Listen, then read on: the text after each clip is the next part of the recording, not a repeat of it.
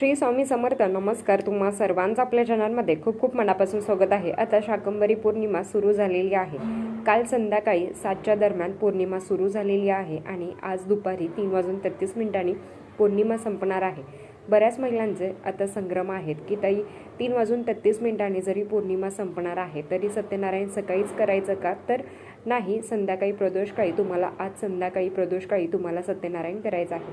आता शाकंभरी पौर्णिमेचं अभिजित साधून आपण सत्यनारायण करत असतो, पण पौर्णिमाचा हा उपवास कधी करायचा आहे? तर तुम्हाला आजच उपवास करायचा आहे.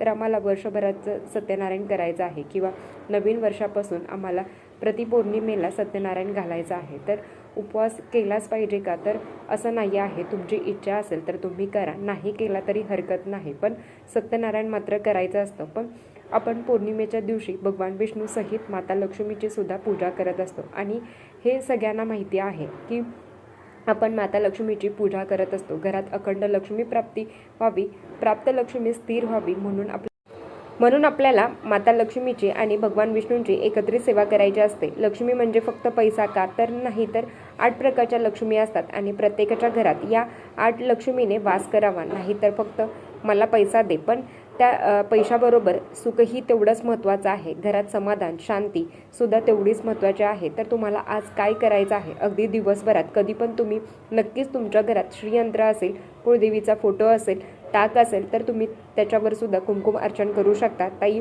नैवेद्य कधी दाखवायचा आहे? तर आम्ही 64 भाज्या किंवा अगदी आम्ही साधी भाजी चपाती तरी तुम्ही आजच सकाळी तो नैवेद्य दाखवायचा आहे. आता जे काही तुम्हाला पौर्णिमेचं सत्यनारायण बरोबर तुम्हाला कुंकुम अर्चन करायला शक्य असेल तर नक्कीच कुंकुम अर्चन करा. नाही तर मग तेही करणं शक्य नसेल तर आपल्या देवघरात तुम्ही कुंकुम अर्चन केलं किंवा नाही जमलं तर तुम्ही श्रीयंत्रावर कमळगट्टेची माळ ठेवायची आहे आणि मग 3 वेळा तुम्हाला व्यंकटेश स्तोत्रम, 16 वेळा श्री सूक्तम म्हटलं तर सोन्याहून पिवळं, पण प्रत्येकाला तेवढं जमेल असंही नाही आहे. मग 1दा, 3दा, 5दा, 7दा, पण 16 वेळ म्हटलं तर ते खूप प्रभावी आहे आणि नाही शक्य होत तर 1दा म्हणा आणि 3 वेळा व्यंकटेश स्तोत्रम, 1 वेळा किंवा मग 16 वेळा श्री सूक्तम, 24 वेळा विष्णू गायत्री मंत्र, 24 वेळा लक्ष्मी गायत्री मंत्र, 24 वेळा नवार्ण मंत्र, 24 वेळा कुबेर मंत्र आणि 1 माळ श्री स्वामी समर्थ मंत्राची म्हणायची आहे.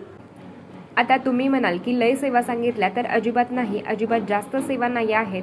कारण विष्णू गायत्री मंत्र ओम नारायण विद्महे वासुदेवाय धीमहि तन्नो विष्णू प्रचोदयात हा मंत्र तुम्हाला 24 वेळा म्हणायचा आहे. लक्ष्मी गायत्री मंत्र ओम महालक्ष्मीच विद्महे विष्णू पत्नीच धीमहि तन्नो लक्ष्मी प्रचोदयात. कुबेर मंत्र वैष्णवाय स्वाहा ओम श्रीम ह्रीम क्लीम श्रीम वित्तेश्वराय नमः. तर हा मंत्र 24 वेळा म्हणायचा आहे. 24 वेळा नवार्ण मंत्र ओम ऐं ह्रीम क्लीम चामुंडाहे बिट्रे आणि 1 माळ श्री स्वामी समर्थ मंत्राची तुम्हाला म्हणायची आहे.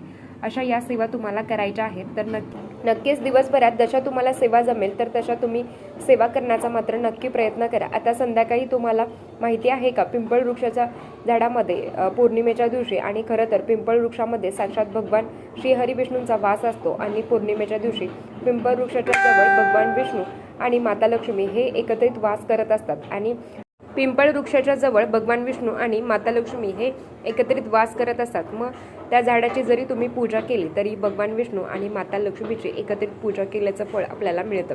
दिवसभरात तुम्ही कधी पण पिंपळाच्या झाडाला जल अर्पण करावं. संध्याकाळी करू नका, प्रदोषकाळी आता तुम्ही जल अर्पण करावं. संध्याकाळी शक्य असेल तर पिंपळ वृक्षाच्या झाडाखाली दक्षिणेला तोंड न करता, दक्षिणेला तोंड करायचं नाही. जेव्हा अमावस्येला दिवा लावतो तर तेव्हा दक्षिण दिशेला तोंड करायचं असतं आणि पौर्णिमेला लावतो तर साधा दिवा, अगदी मग तुपाचा असेल तर उत्तम, नाही तर मग तेलाचा दिवा लावायचा आणि ज्या दिव्याची दिशा आहे तर पूर्व नाही तर पश्चिमेला करायची आणि तो दिवा लावायचा. ओम नमो भगवते वासुदेवाय नमः, ओम नमो भगवते वासुदेवाय नमः या मंत्राचा मंत्रजप करावा किंवा शक्य असेल तर विष्णू सहस्त्रनाम तिथे बसून तुम्ही पठण करावं. तेही नसेल शक्य तर तेवढ्या वेळी तुम्हाला भगवान विष्णूंचा मंत्र जप करता येईल तर तेवढ्या वेळेस तुम्ही करू शकता आणि घरातही विष्णू सहस्त्रनामाचं पठण करायला विसरू नका. भले काही दुःख असेल, सुख असेल, काही असेल तरी सुद्धा जसं जमेल तर तेवढी सेवा करण्याचा मात्र प्रयत्न करा. बघा, पौर्णिमेच्या दिवशी माता लक्ष्मी सूक्ष्म स्वरूपात आपल्या घरात वास करत असते, कारण आपण त्या दिवशी घरात सत्यनारायण करत असतो आणि ज्या घरात भगवान विष्णूंची सेवा केली जाते तर त्या घरात माता लक्ष्मी स्वतःहून येते. कारण तिला काय आवडतं, तिला भगवान विष्णूंची, श्री हरी विष्णूंची सेवा तिला खूप प्रिय आहे. जो भक्त भगवान श्री हरिविष्णूंची सेवा करतो तर त्याच्यावर माता लक्ष्मी प्रसन्न होतेच. म्हणून ज्या ज्या घरात सत्यनारायण होणार आहे त्या त्या घरात माता लक्ष्मी नक्कीच वास करणार आहे. मग काय करायचं आहे, आपण जेव्हा सत्यनारायण करत असतो अगदी 7-7:30 जेव्हा दिवा लावायची वेळ होत असते, आपण म्हणतो ना की दिवा जेव्हा लावतो तर तेव्हा दारे खिडक्या आपण एकदम उघड्या ठेवतो. मग त्याच वेळेस तुम्हाला एक दिवा लावायचा आहे. दिवा कुठे लावायचा आहे तर तुपाचा, शुद्ध गाईच्या तुपाचा, तेही नसेल तर तेलाचा दिवा लावावा. पण आता शुद्ध गाईच्या तूप ना माता लक्ष्मीला प्रिय आहे. मग जर असेल तर लावायचं आहे, नाही तर मग साधं तेलाचा लावू शकता. पण तो कुठे लावायचा आहे तर मी माझ्या घरातून जेव्हा प्रवेश करते ना, तर माझ्या घरातून मी प्रवेश करते तर मग माझी उजवी बाजू आणि माझ्या घरातून मी बाहेर जाते ना तर माझी डावी बाजू, या पद्धतीने पंथी असेल तर पंथीचाच दिवा घ्या, पंथी घ्या, किंवा मग निरंजन असेल तर तो दिवा घ्या. शुद्ध गाईच्या तुपाचा दिवा लावावा. आणि मग बऱ्याच वेळा असं केलं जातं की ज्या गोष्टी माता लक्ष्मीला प्रिय आहेत मग त्याच्यामध्ये 2 लवंगा येतात, 2 वेलची असं आपण त्या दिव्यामध्ये टाकू शकतात. जर उपलब्ध असेल तर मग 2 लवंगा 2 वेलची जर घरात असेल तर, नाहीतर मग साधा दिवा लावला तरी चालतो. नाही शक्य होत तर मग डायरेक्ट तुपाचा दिवा घराच्या बाहेर लावायचा आहे जेव्हा तिन्हीसांची वेळ होत असते. आणि माता लक्ष्मीला आवाहन करायचं आहे की तू सगुण रूपात माझ्या घरात ये आणि माझ्या घरात सुख शांती नांदून दे. आणि नक्कीच आपण जेवढ्या सकारात्मकतेने सेवा करत असतो ना तर शेवटी कष्टाला पर्याय नाही आहे. तर तुम्ही जेवढे प्रामाणिकपणे कष्ट करताना तर तेव्हा नशिबाची साथ असतेच.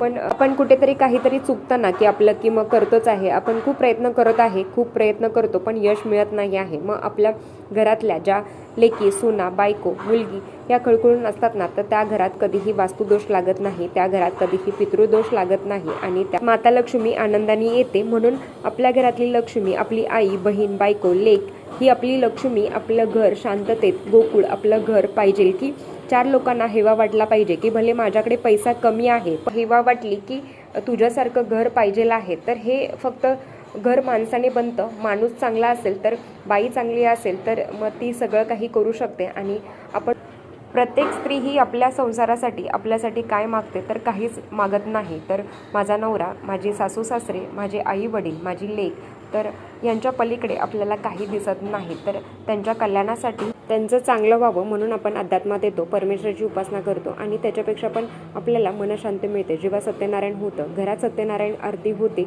किती छान वाटतं. तो सुगंध, तो दिवा लावलेला असतो, किती प्रसन्नता वाटते. आणि हेच खरं सुख आहे आणि हे सगळ्यांनाच त्याचा उपभोग घेता येतो असंही नाही आहे. प्रत्येकाच्या नशिबात ही स्वामी सेवा, परमेश्वराची उपासना असं आहे का तर असं नाही आहे. प्रत्येकजण ते करतं असंही नाही आहे. अगदी तुमचा जवळचा जरी असेल, रक्ताचा जरी असेल, तरीही तुमच्याकडून जेवढं घडतं तर तेवढं त्याच्याकडून घडत नाही. म्हणून आपल्याकडून जेवढं घडेल तर तेवढं करण्याचा प्रयत्न करा. बाकी कर्ता महाराज आहेत आणि तुम्ही आणि मी फक्त निमित्त मात्र आहोत. तर चला, आजच्यासाठी इतकंच. आजचा व्हिडिओ इथेच थांबवते. आवडला असेल तर लाईक, शेअर, सबस्क्राईब करा. भेटू अशाच नवीन व्हिडिओसोबत. तोपर्यंत धन्यवाद. श्री स्वामी समर्थ.